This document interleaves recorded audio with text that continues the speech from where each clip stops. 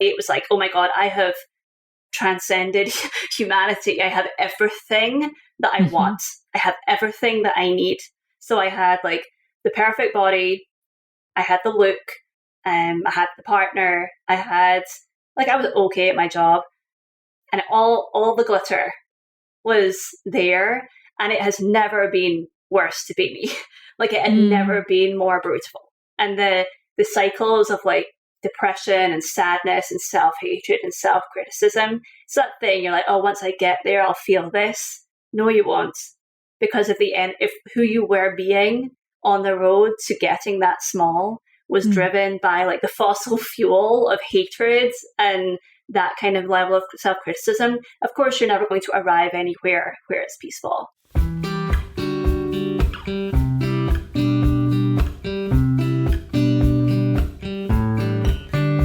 Hello, and welcome to the Emotional Expedition podcast. I'm Meg Thomas, and if you want to live a more open-hearted, magical life, it all starts with your emotions.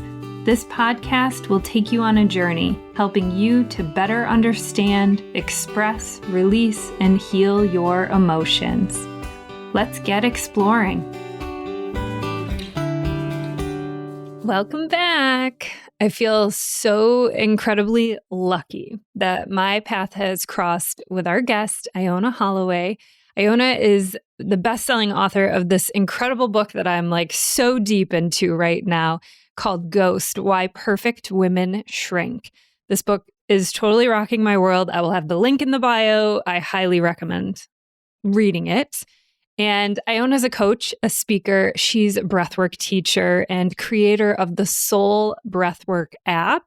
And breathwork has been new to my world really since June, and it is my number one go-to tool. And today I got to experience a session with Iona before this call a few hours ago, and it was such clarity comes to me through these sessions. So it was this perfect combination of, I felt like I was floating and this ease, not even just within my mind, but within my entire body, like just this energy moving through my whole body. But then I had such mental clarity after the session that I've never really experienced. I don't think I've ever done a breath work experience and then tried to use my brain in that way after. And so it was just so powerful, and I cannot wait to share her with all of you. So welcome, Iona. How are you? I'm great. What an intro. I'm very happy to be here. And that feeling of clarity, I think about it like I suddenly see the world in HD. Yes. So it's suddenly like there's a million more pixels available to me. My senses are heightened, and I'm just like cutting through things in a way that I don't normally. And I'm excited to talk about that maybe too, along with everything else we're talking about, because I think perhaps people know things like meditation or breath work or healing modalities as healing modalities, and they're great for that. Mm-hmm. But I love also using breath work as like a creativity power tool. It's one of the tools I use to write my book and be able to write it in a, I think, vulnerable and hopefully powerful way. So there's so many use cases for it. I think it's a real Swiss Army knife for life.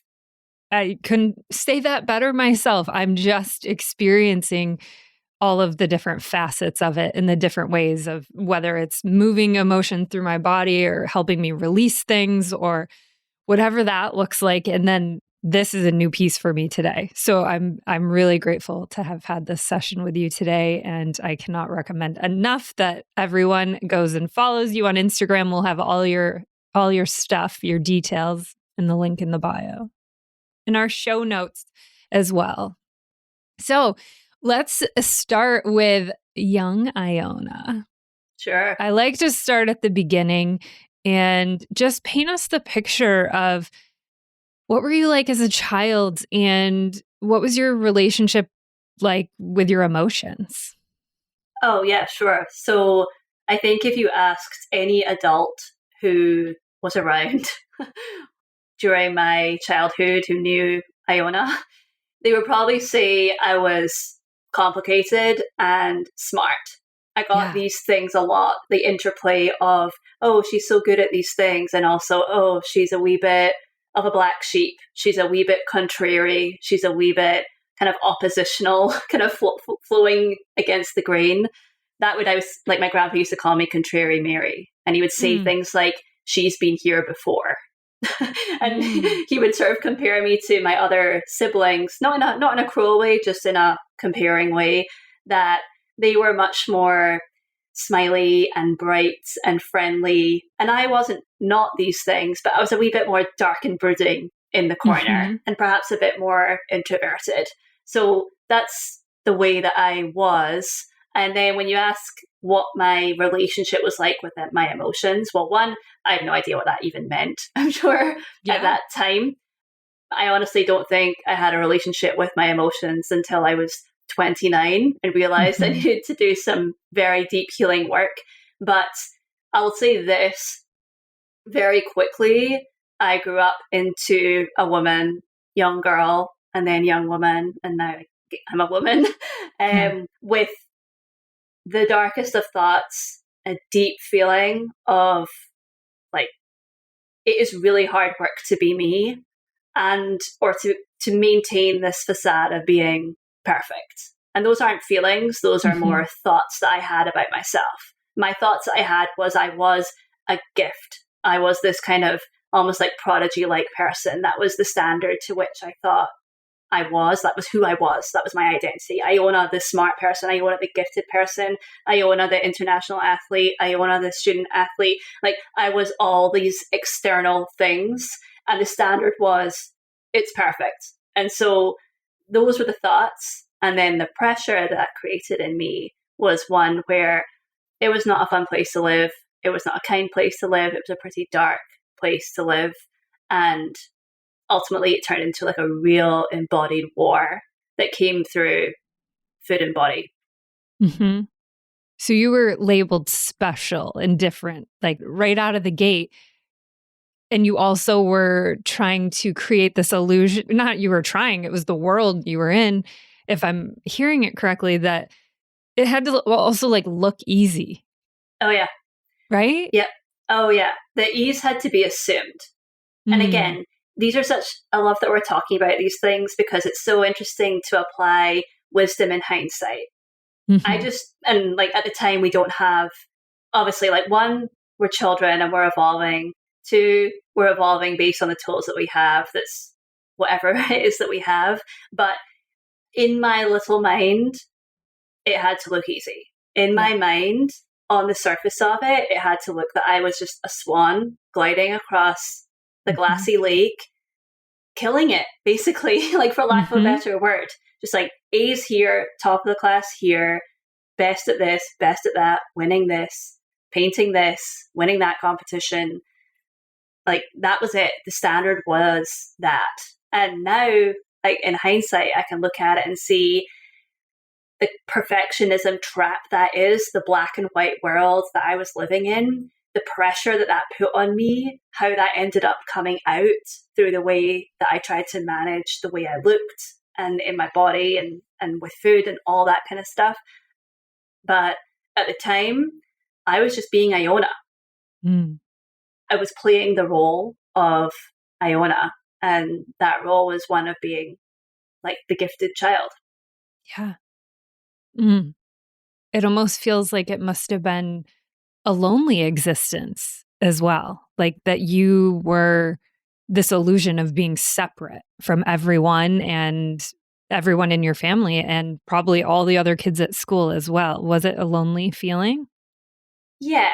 And I think at times it felt lonely. At times it felt just totally normal.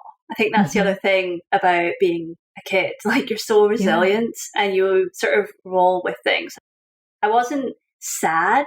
Like I wasn't outwardly a sad child. It's more that there was a lot of pressure inside. And then ultimately I became someone who was very numb and locked down because I was just doing so much suppression of those things. But I definitely felt like there wasn't anyone that I could really talk to about things. Yeah. And then again, this is not criticism of parents. Parents are who they are and do what they do, and they do the best they can. But I wasn't raised in a home where we talked about emotions. Mm-hmm. I wasn't really like verbally told I was loved ever. Mm-hmm. Mm-hmm. And then the other thing that's interesting for me, and I know this is different for other people, but it wasn't even that my parents were verbalizing the pressure. It just like all of the ease just felt assumed. Like all of the expectation just felt assumed. On the outside, it was like I had the least pressurizing parents in the world. Yeah. But it was the intense pressure that I felt within me. And that's why I'm a big believer, obviously, that we become conditioned. We come into the world and like the water we drink has a huge impact on the way we think and feel about ourselves. But I also think that we come into the world the way we are, like on some level. That's why like I call the breathwork app soul, because I believe in that. I believe we all come in this kind of bundle of something. And then that in and of itself, the way that it expressed in the world, we're just probably going to experience our own set of different challenges. And that's why I think sometimes you can meet other people in the world and you'd be like, oh my God, your life is mine. Like, because you kind of have this same curriculum that you're working through. And then you meet other people who are dealing with a whole other set of things. But I do like to think about it that way. Like, I do think there's so much impact that our upbringing has on us. And then I also think that we kind of come in the way we are and we're supposed to be adventuring. Yeah. And sometimes we have to get into pain in order to heal and really become more of who we are. Yeah. I fully believe that as my path and my journey as well. And you mentioned about your upbringing. Now that you've been in America, so you have this beautiful accent, so people are probably wondering where you're from. Being Scottish, and is that how you would define yourself? Oh, yeah. As well? Yeah. And was there a cultural difference of the way they experience emotions versus now what you've seen in America? And also, you know, it's years and years later, but is there some cultural differences of processing of emotions? Absolutely. And this is where I also, I want to be careful of like sort of globalizing my personal experience to the whole of Scotland. Tiny country, but the whole of Scotland. But I'll say this. We are an oppressed nation in the sense that like our history is one of being dominated by the English. That is baked into the people. Mm-hmm. Like, again, not whether it's unspoken or otherwise, you see this all over the world in different nations, and the way that like it's in the lineage of the people, it's in the culture of the people. And it just so happens that the way that the Scottish have adapted to what we've been and who we've become is to be like wildly cynical and very sarcastic. Like that's kind of it. We trade, like I think I'm quoting a comedian when I say this, and I can't remember who it is, but he did a skit where he's like, the Scots, they just trade in sheep and threats. Just like sheep and threats. Like that's, and that was the currency of my upbringing. It was this very dry humor. It was this like, kind of like the world sucks and like, it's so hard and all that kind of stuff. That was really the way that that was in the water, let's say. I was like, we're swimming in the water. That was the water that I was swimming in. And I think, again, to go back to this, I believe in souls and I believe we kind of come in. My soul interacting with that expressed as someone who was very sarcastic, very nihilistic, very dark. And that combined with the way that life felt was just like a very intense combination of things. And then, oh my goodness, see So I moved to the US when I was 20, and I was in a very dark place at the time. I had just dropped out of art school. I was feeling very lost. And I was very much struggling with food and body in like really, really horrible ways at that time. I got this, it was like, talk about sliding door. A woman who used to coach me came into my cafe, offered like for a crepe, like to eat a crepe. And she was like, oh, are you still playing hockey? There's this opportunity. I know this coach in Syracuse, New York. who they're looking for a left-sided player. Would you be interested? Boom, boom, boom. 3 months later, I've got a full ride to play Division 1. I didn't even know what that meant, at Syracuse University, and we were top 4 in the country. None of this, I had no idea what any of it was. But I'll tell you this. One, when I landed in Syracuse, I was shocked because I thought I was going to live in New York City. So that was disappointing. Any of us from Syracuse can say it's a very different place than New York City. Mm-hmm. Oh my God. So there was that. And then I was just blown away by the way that people were. And I'll say, and it wasn't in a good way. Yeah. Mm-hmm. It was in a very confusing way, because on one part, people seemed really happy. People seemed really open. Hi. Oh my goodness. Hi, Iona. You're so cool. Like, blah, blah, blah. Like, there was this kind of vibration level that was just a whole very much higher. Like, if I like to think about emotions, they have sort of depth and height. It was much higher. But the way that I felt interacting with it, it felt entirely fake.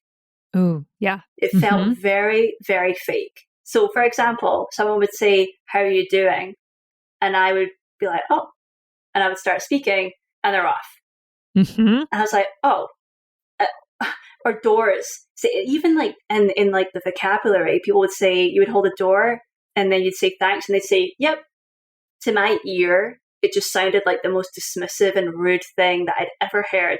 And now I say it, I'm like, oh God, cringe. But it's just like, it was so interesting. It was so interesting to come here. And it was so interesting for me to see the way that parents were in their daughter's life. It seemed like, and again, this was my sort of microcosm as an athlete at Syracuse, but parents were loving their children. But in this, not in a way, again, that I'm saying I was particularly jealous of. It seemed very odd to me. There was like a lot of enmeshment, a lot of what will my parents think, a lot of calling the parents to ask, a lot of the parents making phone calls on the... I was like, what? It seemed very enmeshed, and there seemed like a lot of love, but there also seemed like a lot of, you're what we want you to be. Which again, like, I think is not localized to anywhere. I think that's part of many people's upbringings. But that's a long way of saying it was very odd. It still is odd. It still is an odd thing for me sometimes to see the American culture. Even though I've been here for such a long time now, I'm married to an American. I've been here almost like my whole adult life. But and there's great things about it, and also things I'm like, what's going on here? Yeah. I really relate to that lack of presence, that lack of, I don't even know what I would call it, but I know exactly what you're speaking to, of that we're so detached from what we're actually feeling that when someone asks you how you're doing, and it's like, oh, does this person really want to know or not? And I now sometimes use that language when somebody asks me something. I'll say, do you really want the real answer, or do you just want to move on? Right? It's like, yeah. Yeah. I even think that that's a cool thing to be able to say to someone. I've been thinking about this a lot recently. It's like, do you say with friends, especially as someone who's a coach? Yeah. People are. It's not that I don't believe the relationship between me and my clients is one of advice giving. It's like we know each other, and I call it mirror. So I'm always like, I'm reflecting back. I'm always thinking, can I reflect this back from a different angle, or provide a different perspective, or read through what you're saying and see the patterns of it, and perhaps we can uncover a blind spot. Like, I'm not giving advice, but it's interesting to be with friends, and they're talking about something and they're clearly struggling with it, right? And I so easily now slip into coach mode, and I realize that often friends do not want that. So then it's like, do you want me to hear you, or do you want like advice? Because you'll get a very different version of me, and I have learned that. And it makes sense, because like when I experience this on my end, I'm like, back the fuck off. Like I'm processing this. Leave me alone. I just need to get it out. Yeah. Right. Right. So it's like, okay, are you a space, or are you actually like reflecting something back. One's passive, well, not passive, but like one's you're like, and one's you're leaning in. And I think it's good to ask, like, it's clear communication to ask people, what do you want? And even that's not something that, like, when would you ever have been taught that? Oh my God. Especially when I first became a coach.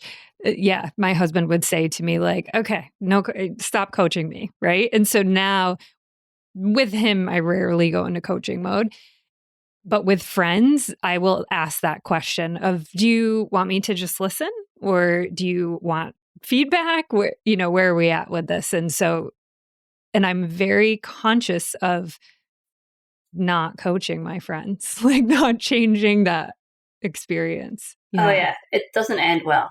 It's not a good. It's not a good thing. Yeah. It's a weird thing. It's complicated though, because you love your people, and you can probably see it, right? You can see like, oh, here's the blind spot. Like, let me show you. Yeah, you see it. You can be like, oh, I'll collapse that timeline for you real quick if I just say this. Yeah, but then then you're in the bad book. And I get it.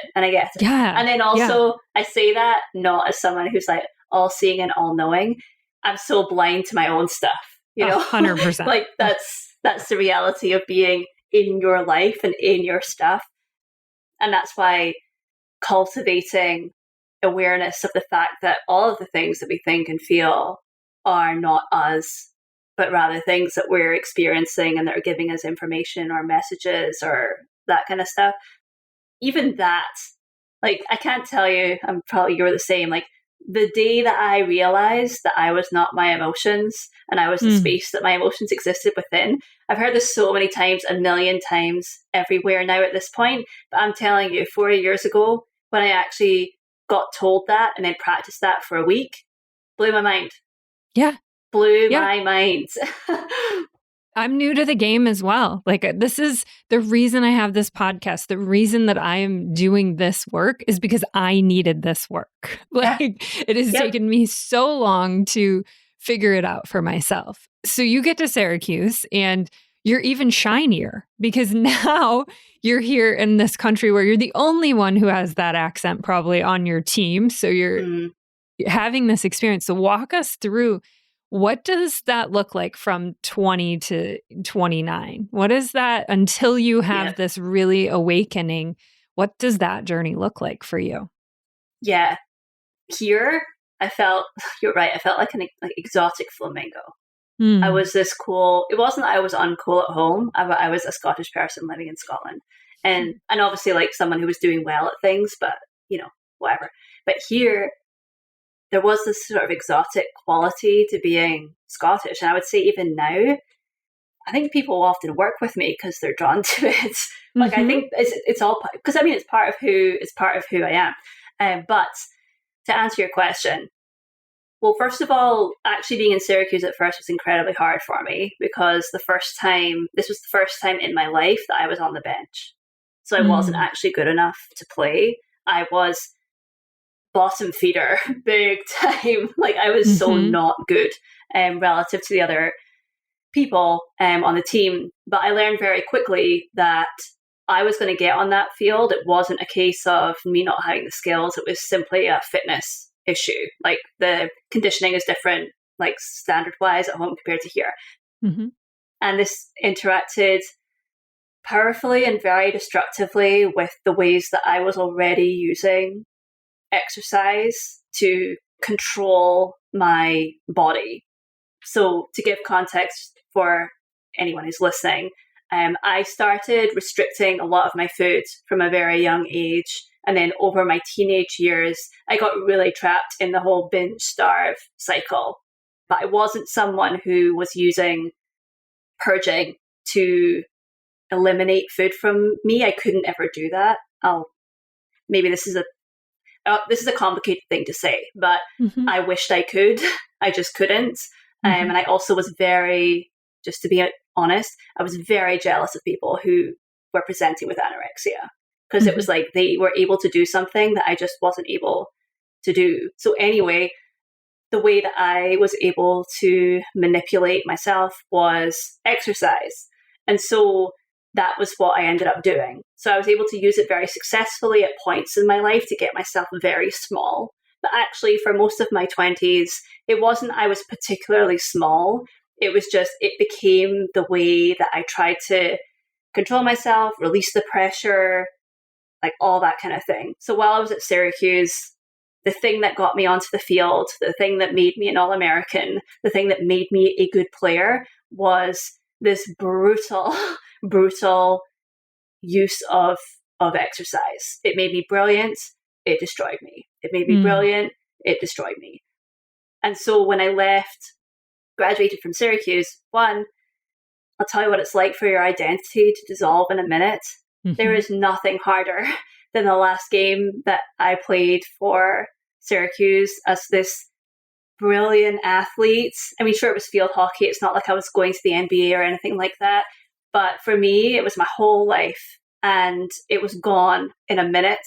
And I was so lost. I had no purpose. I had like nothing that I could focus on. I totally lost all of that. And I ended up moving to New York City, the real one, and filling the void with CrossFit. So I found my way into CrossFit, and I actually think CrossFit's a really cool movement. And I think that they do actually a really good job of community and pulling people together and all that kind of thing. But again, it was a perfect place for me to go and hide in plain sight. A perfect place for me to go and get all of the validation for all of my hard work. And this was something that was interesting because in all other aspects of my life, I wanted to look easy. But the one place where I was more than happy for people to see me openly killing myself with intensity was at the gym. And I loved it. And during that time, I got way better at shrinking. So I actually, over that time, evolved into having this body that was just, especially within the context of the community that I was in, and then outside, I would be stopped on the street. And like, well, we're all beautiful in our own way, but I was never the one that people were like, oh my God, Iona, she's like so stunning, or she's so beautiful. So I can't tell you what it was like to get stopped on the street because of my body. It was like, oh my God, I have transcended humanity. I have everything that I want. I have everything that I need. So I had like the perfect body. I had the look. I had the partner. I was okay at my job. And all the glitter was there. And it has never been worse to be me. Like it had never been more brutal. And the cycles of like depression and sadness and self-hatred and self-criticism, it's that thing you're like, oh, once I get there, I'll feel this. No, you won't. Because at the end, if who you were being on the road to getting that small was driven by like the fossil fuel of hatred and that kind of level of self-criticism, of course, you're never going to arrive anywhere where it's peaceful. Yeah. So by the time I got to 29, I had barely had a period in a decade. The binge and starve cycles had become so extreme. I could no longer maintain the combination of the two. I could eat up to 10,000 calories in one sitting. That was how the hunger didn't even feel human. It felt primal. It felt like it was just taking over. I could no longer be compliant to my diets. I used to be able to go like months compliant, like macros checked, weighing myself. I couldn't, I'd lost it. And so got to 29 and then found out that I was going to be a aunt to my niece. And that combined with just like really being in the pit of it, like so dark, like the deepest well, something had to change. Something had to change. And I talk about this in Ghost, and I don't wish a rock bottom or a reckoning on anyone, but I love the hell out of that moment because it forced so much clarity. It forced so much anything but this. And it let me, in whatever way I needed to be open to something else coming in to not save me, but like I was open. So suddenly like inner work, give it to me. Inner child work, give it to me. Visualization, okay.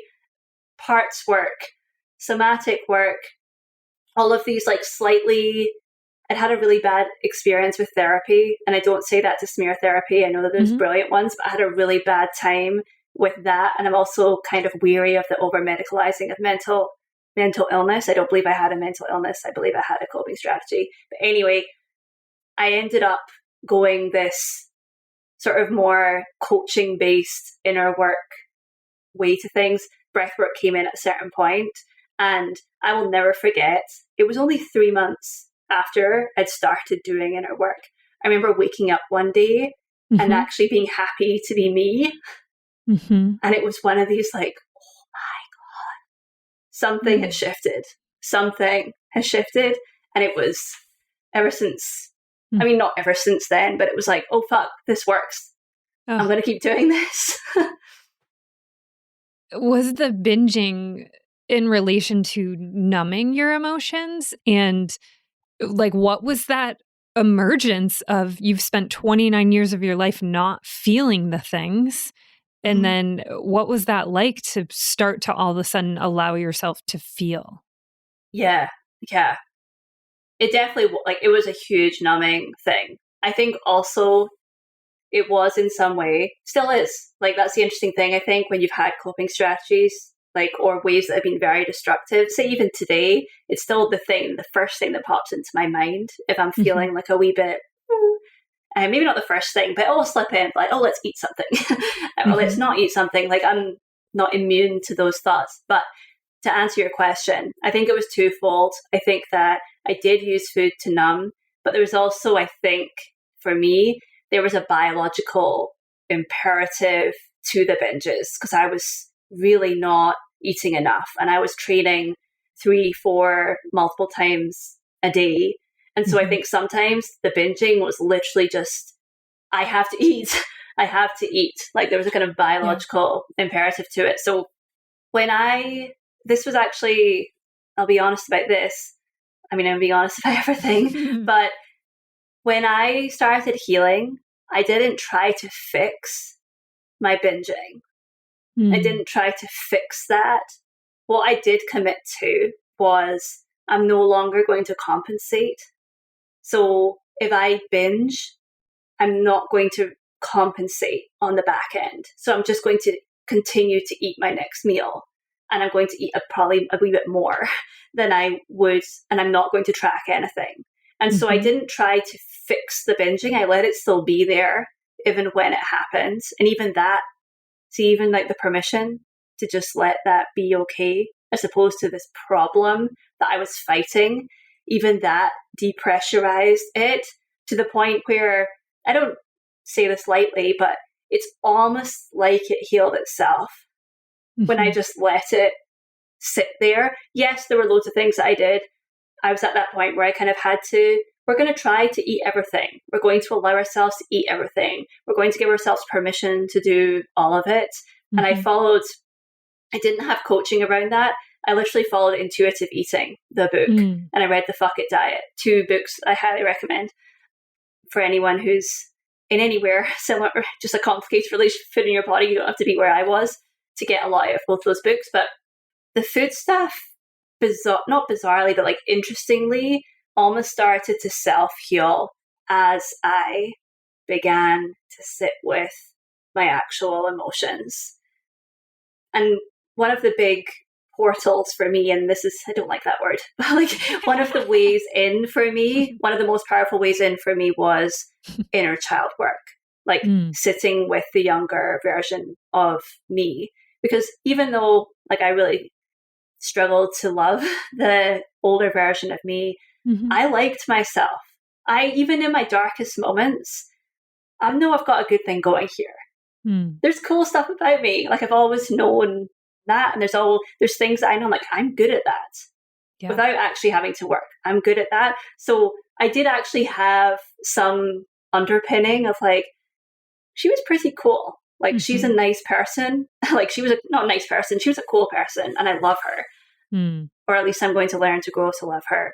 And doing that kind of reparenting within myself and just giving myself the permission to feel the grief of how much pain I'd manufactured in my life.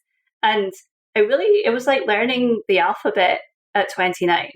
Like I had to learn what it felt like to feel a sensation in my body. I'd numbed out so much of that, especially from dieting and overriding my hunger sensations, that my interoception, like the sort of internal sense of my body, was so numb, so quiet. Like everything was so quiet, sensation-wise, emotion-wise. And I wasn't even allowed to have them. That was the other thing. I was like, we don't have time for this. Like, we have to go to the gym and get rid of this feeling by just burying ourselves in a hole. So I had to relearn all of that from a sense-based perspective, from attunement to seeing, hearing, touching, tasting, visualization, inner child work. And it wasn't complicated, but it did require commitment. I really had to practice. It was an everyday thing before it became anything near natural. In your book, I've read a lot. My whole house is just full of different versions of self-help books and memoirs. And your book, it allows this space. What you talk about, the inner child process, you share it with us in its simplest form. Like when I was reading the book, I was like, this is so easy and simple that I can do this right now. Like it was just so beautiful how you shared it in the way that anybody could pick up the book. And if that's their first moment of connecting with their inner child, like it was beautiful. So thank you for that. And I would love to read a couple paragraphs from the book if you're okay with it. Okay. I've actually never done this before on the podcast. I've never read somebody's work, but I have highlighted so much in this book. I got it like on a Kindle version that I had to make multiple colors of the intensity of like, I have 3 different colors going on. So blue was like, this is it. So you say, energy is never destroyed, only redirected. Emotions are no different. Stuffing, swallowing, or suppressing a short-term solution for masking long-term terror. A Band-Aid on a bullet wound. A moment of nothingness. Temporary relief before the blood starts seeping through. By ignoring our emotional pain, ghost women think we are dealing with it. We are not dealing with it. Our bodies become a living and breathing museum of crimes against the self, a revelry of abandonment, a scrapbook of betrayals. The ghost woman's ignored feelings, traumas, and desires don't go anywhere. Emotional pain sits in our bodies and over time compacts and morphs together in the same way a volcano erupts and settles into itself. Wounds upon wounds upon wounds, never cleaned, never aired, never healed. The suppression of emotion is a sickness. Feelings rot and fester inside us. The beast we've drugged for years grinds awake and starts hurling herself against the bars of our cage. Our emotional pain has to surface in some way. Our beast finds new throats to roar her wrath. Stifled emotions manifest physically. Sore throats, bloodthirsty periods, digestion problems, constricted breathing, never-ending colds, allergies, breakouts. The emotional pain we've swallowed starts leaking poison into our cells. Our bodies writhe and bubble. Thank you. Oh, yeah. The wildest thing about that is I can't even remember writing it. Of course. Yeah, you did. I'm positive you wrote that, but yeah. I mean, I can remember writing it, but I can't remember writing it. Yeah. And yeah. So how do you find your way?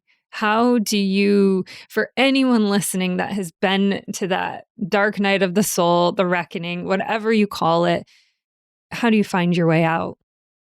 Well, what a big question.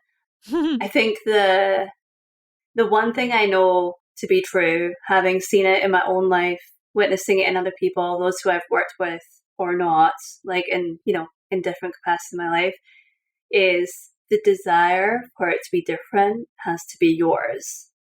So the ember, even if it's a tiny one, the ember, the fire of anything but this is not something that can be outsourced. Someone can't love you into it. Someone can't tell you that you have to. That kind of has to rise up from, has to rise up from within you. And that's why I think that sometimes we see it in other people. We're like, wake up, wake up, wake up, wake up. And I believe so strongly that there is a timeline for everyone's journey. And I was ready when I was ready.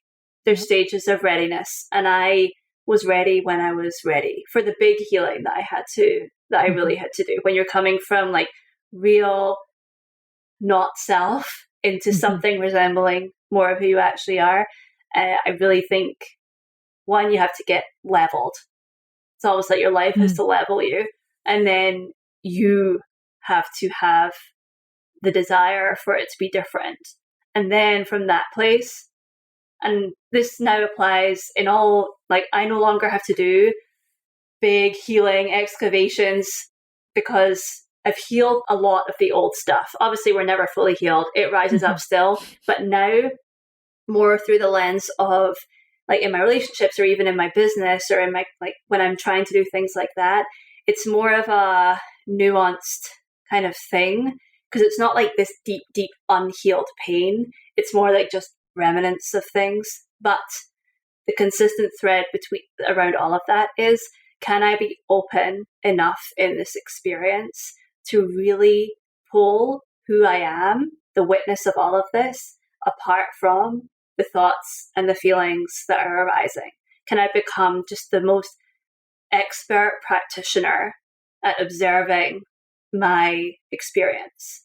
Because if you have, or you're able to cultivate awareness of that, if you're able to sit behind it all, that's why I love breathwork as an experience, or just even, it's like, I feel like you go through your whole life meditating, really. If you're just like, I'm just going to fall behind the feeling, I'm just going to fall behind the thought, I'm just going to fall behind the feeling, I'm just going to fall, like that, like over and over and over again, is such a that's not the right word, like that generalizes across a whole life, where you can just be so much more aware of what it is that you're feeling.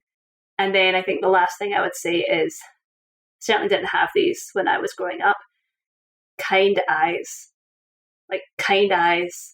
for yourself. Because if you can look at yourself, your experiences, what's going on from kind eyes, as in like, I'm here and I'm sitting down beside myself and I'm trying to take care of myself, as opposed to standing on the opposite side of the room, 10 feet tall, saying, you're a disaster, you suck, like this, like that. So I kind of call it like a softening. And sometimes people are like, I don't want to soften. I'm like, okay, cool. Kind eyes then. Like, can we look at ourselves with kind eyes? Because again, universally applied makes for, it's just such a valuable tool to have. I love that. I haven't heard that before in that way. The kind eyes. Let's talk about breathwork. How did breathwork come in? Like, when did that come in on your journey? Yeah, I love this question, because people ask me all the time, like, was it something you did right at the beginning? And it wasn't. So I didn't actually do breathwork maybe until like 6 or 9 months in. And even then it was a very short experience. I ended up finding breathwork through a coaching program that I was then, you do this work, it changes your life. You're like, I need to share it with the world. Like, I did not have a unique thought. I just was like, oh my goodness, like, I need to do this. And it also felt for me personal, as like a woman that presents as strong or athletic, not hyper feminine, like just who I am. I was like, damn, like, I know there are so many people like me out there, I'm going to assume, and that actually my voice could be very valuable. And it wasn't even conscious at that time. I was just sharing from my experience, because literally my life went from hell to, I would say heaven. I don't believe in heaven, but like hell to something else. Just so it was so drastic. So anyway, I ended up signing up for a coaching program, and through that there was some breath work, and then the opportunity to become trained in breath work. And I just remember having these experiences where I would, again, like, it wasn't that I hadn't done any healing, so I had some awareness of that, but I would lie down and have these experiences where I'd never been. It was like it was that HD electric, deep love for myself, like deep awareness around things. These like ideas would pop into my head. And always remember this one session where this like thought I'm saying it rose up from me. I know where it came from, but it just arrived in me and it said, Iona, you have a huge capacity to hold. That was it. Uh-huh. You have a huge capacity to hold. Mm-hmm. And I still come back to that because the thing about breathwork is it brands these thoughts because they're from the body brain. Like it locks them in and it makes them feel like so HD in the way that sometimes when we think about things, we're like, oh my goodness, that was a great idea. Or I love that thought. And then, it just flies away like a bird. But there's something about the way that breathwork, because you're in I call it your body brain. Like you're speaking your body's language, you're in your body brain, you're wildly present, and it like brands the experience. And so it becomes this living memory within you of something. And I just have loads of those now. I'm like, oh, I have a huge capacity to hold. Oh my God, like I am love. Or I am okay. I am enough. Like, my first one was I am enough. My first one. You're so right. Nobody has ever, I have not heard that way ever. And I have meditated for a long time and have done some really intense meditations. And this is totally different for me. You're right. I can't remember things that I experienced meditation wise, maybe something here and there, but this, I've only been doing it since June and I don't have any tattoos on my body. And I got the message that I am to tattoo brave enough on my body. And I'm like, okay, like, all right. My first one was I am enough. Like the first message I received, and then it was love for everyone. So thank you for sharing that. So yes, this is what can happen when you do breath work. Yeah. And even for someone like me who, like the way that I adapted to survive in the world was really to feel nothing. Yeah. And even now, like this is the way that life and our nervous system and trauma like all interacts with things. And also the way we come into the world. Even when I'm struggling, I'm not the person that's getting anxious and feeling a lot of anxiety. I'll more slip into that more and numbed out. And things start to get very quiet. And the way that I describe it is I feel far away from myself. Like that just happens still. Like there's way more subtlety to it. Yeah. I'm not leaving myself, but I notice these things and be like coming back to something like breath work will often just spark that light back in me to bring me back up to present or in that sort of I can, I will, and I'm okay space. And then for people who perhaps, I've worked with many women who they trend more in this sort of looping in the more anxious, high feelings. Again, breathwork is something from just like from a pure nervous system regulation perspective, and all that means. I always try to describe nervous system in the simplest way possible. I view it as your "Am I going to die?" filter. Like we're just like moving around, scanning our environment, not consciously. It's just our body does this, always checking for danger or safety. And if you're someone whose system has evolved to be a bit more hyper aware or hyper vigilant or hyper aroused, that's why you're feeling more anxious energy than someone like me who's feeling more of the sad, swampy, ocean-like feelings. But for someone who's hanging out more in that space, again, breathwork is an anchor to just like ground yourself and bring yourself back down. I'm always thinking about this, like breathwork is one of these tools that lets you be an active operator of your system. So you can either be present, and if you're just present, then let's like pump it up, like let's go. But if you're hanging out in the more anxious space, let's drop it down. And if you're hanging out in the more lower, sadder space, let's spark it up. And just even being able, like in my app, like yes, I have these big long soul sessions, like big breathwork journeys that are more like 20 to 50 where you go in, and I love facilitating those live as well because you get the playlist going, the vibes, like everyone's crying, it's great. But the wildly practical side of me also loves these kind of short state change sessions where you're just needing like 5 minutes to drop yourself in or 5 minutes to pull yourself up. And that's where breathwork can be such a practical tool on the emotional body perspective, speaking the language of the body, bringing it back into a place of something different than perhaps you started. It's a great tool to have. And the app is beautiful. If someone was to be interested in doing breathwork for the first time, where do you send them? What do you suggest for them? Love this question. And I love this question because it brings it kind of back to what helped me. Like inner child work was one of the things that really cracked me open. And on the Breathwork app, the session I get the most feedback from people is Breathwork for Love, which is the inner child themed session.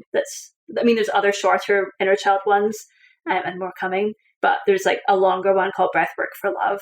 And that's the one. That's the one I would recommend. Okay. Carve out 40 minutes in your day sometime this week to go and do that session. I don't promise anything, but I promise you won't be disappointed. We do promise something will happen. Well, yeah. And then like from a state change perspective, if you're someone that needs like more grounding, anything like Chill Out or Ember on there, it's good for that.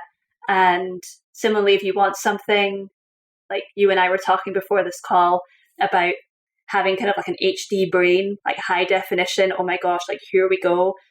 And it's great for like creativity or work. There's a session called Focus, which is a more sort of high intensity breath work that can get you feeling like buzzy, but in a good way. I love it. Are you ready for some rapid fire? Yes. And you sent me these in advance, but I didn't. I was like, fine. I'm just gonna go with what comes to me. So perfect. This will be a surprise. For some people, they can't handle that. So that's why I send it ahead of time. But like, I am all for the whatever intuitively comes in. So what is your favorite book? Oh my God. This is such an interesting question because I don't actually read. I actually don't read that much, which is kind of an interesting thing. That's okay. But the name of the book that just came to mind, it's one of the first ones that I read in my healing journey, and it was a Tara Brach book. I think it was called Radical Acceptance. I think that's the name of the book. From a impact it had on me at the time, huge. Haven't picked it up, but I found it the other month. We were moving stuff around, and I was like, oh my God, this thing was like, it had been in my backpack when it had been raining. It was all but it was so red. Like it was so red and held and opened and reopened. It was such a beautiful wee moment of, that was an important thing for me. So that one, I think it's Radical Acceptance. Okay, I'll look it up. Are you currently reading anything? I am not. I am not currently reading anything, but I did recently, just like this is how I guess tastes change, but I'm pulling this because it's like underneath my I read How to Build a Goddamn Empire by Ali Kriegsman. How to Build a Goddamn Empire. And she was just writing about her journey of starting and scaling and then ultimately selling her business. And what I loved about it was I've read entrepreneurial books. They're so dry and so boring and so formulaic. And this one's got some guts. Like she goes there, she does not paint herself in the perfect light, which I always, to me, whenever I see someone being able to do that, I'm like, you've met yourself. Like on some level, to be able to be seen in your incompleteness and imperfection, you've met yourself in some way. So that's the one I've most recently read. What is one thing you know for sure? That I'll be okay. Yeah. More than okay, but I'll be okay. That's something that I feel very, very firm on. Even like when things are like difficult or struggling or whatever, I always know I'll be okay because I haven't failed yet. I love that.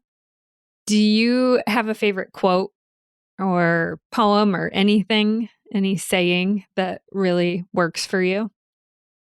Yeah, two come to mind. One actually both of these come from my field hockey coach.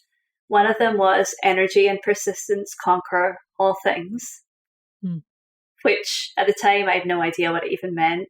And I've always come back to it. Energy and persistence conquer all things. Never saw a wild thing sorry for itself. Ooh, say that one again. Say that one again. Never saw a wild thing sorry for itself. And I love that because I always like to think of humans as on the ground level, we are creatures, and animals who haven't come into contact with humans don't experience trauma because they experience activations or fight or flight in their system, but then they process it immediately and move on and get on with living or surviving. And in contrast, humans store our stuff. And so I love that because I love that what I come back to a lot. Wild things are not capable of feeling sorry for themselves. And so that always brings me back to the creature level. And then the one last one, and again, this is from my time at Syracuse. I'm like time traveling here. I was really struggling one day and I emailed someone at home being like, I can't do this. And she said, nobody makes you feel inferior without your consent. And again, at the time, I don't know, it kicked me in the ass enough to be able to stay. But now when I'm working through things for my business or what's the next thing or all that kind of stuff, and I always come back to that. No one makes you feel inferior without your consent. So those are my three. We got some bonus ones. I love it. Thank you. Well, if you want to connect with Iona, her website will be in the show notes. It is bravething.co. Her Instagram is at Iona Holloway, and she also has at soul.breathwork. Her app in the App Store is called Soul Breathwork. It's beautiful. It's really amazing. Is there anything else you want to share about what you're putting out into the world right now? No. Well, I say no, and then I'm like, oh, but this. Well, one is the Soul Breathwork is free to try for 7 days. So love a free trial to just like dip your toe and see how it is. So give it a go. And then in January, I know that this is coming out before, I am going to be teaching a live Muck and Gold intensive, which is this kind of live version of Soul that I'm doing. And the theme for January is burnout. So we're going to be doing a lot of healing, like healing of the nervous system, but also what is the nervous system?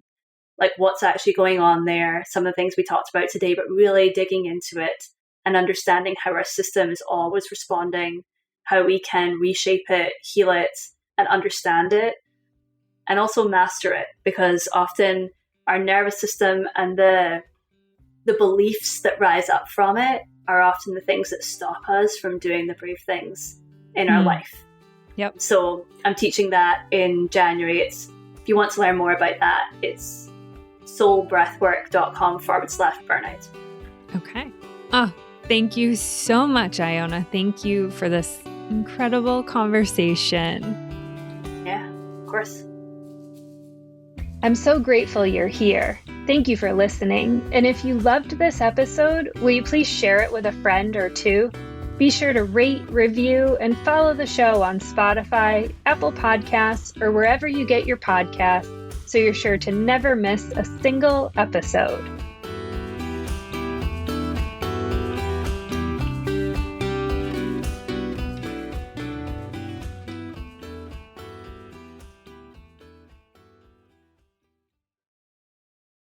This podcast is part of the Sound Advice FM network. Sound Advice FM, women's voices amplified.